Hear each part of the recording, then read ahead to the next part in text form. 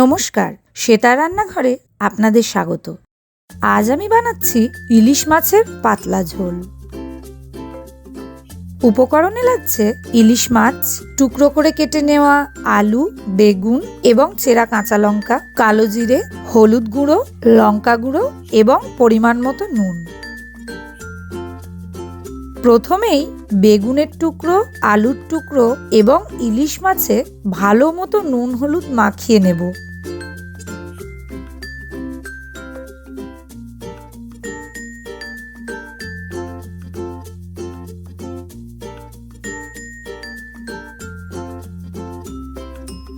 নুন হলুদ মাখিয়ে আমি 5 মিনিট মতো রেখে দিয়েছিলাম।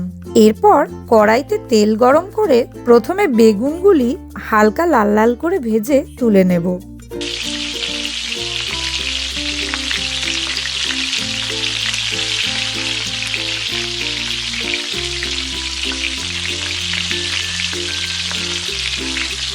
একইভাবে আলুগুলিও ভেজে তুলে নেব।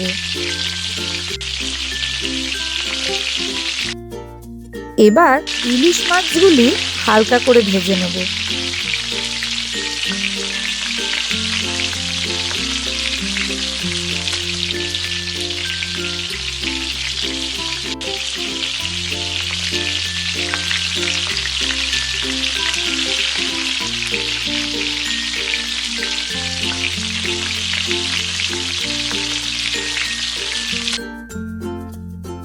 এবার ওই তেলের মধ্যেই কালো জিরে ও চেরা কাঁচা লঙ্কা ফোড়ন দিয়ে একটু নাড়াচাড়া করে তার মধ্যে নুন, হলুদ এবং লঙ্কা গুঁড়োর সাথে একটু জল মিশিয়ে সেই মিশ্রণটি দিয়ে দেব।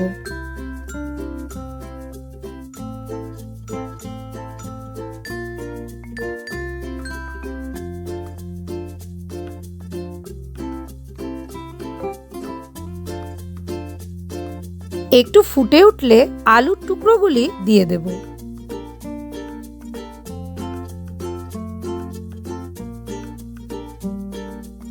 আলু সিদ্ধ করার জন্য ঢাকা দিয়ে 5 মিনিট মতো রান্না করে নেব। কিছুক্ষণ বাদে ঢাকনা তুলে বেগুনের টুকরোগুলিও দিয়ে দেব।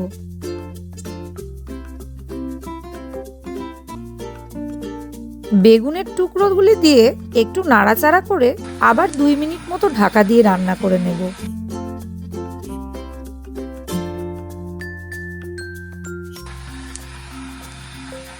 এবার ইলিশ মাছগুলি দিয়ে আবারও মিনিট 2 ঢাকা দিয়ে রান্না করে নিলেই তৈরি ইলিশ মাছের পাতলা ঝোল।